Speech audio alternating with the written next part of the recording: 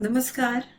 आपण 2498 या संख्येचा आणि त्यातील विविध अंकांचा अर्थ पाहत आहोत. यातील 24 या संख्येला गोकुळ किंवा गोकुलम असेही म्हटले आहे. इथे गो याचा अंक आहे 2 व कुळ याचा नंबर आहे 4.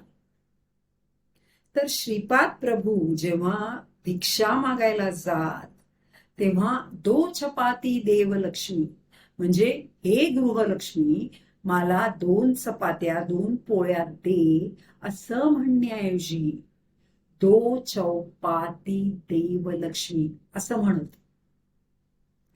इथे दो म्हणजे 2, चौ म्हणजे 4 म्हणजेच 24.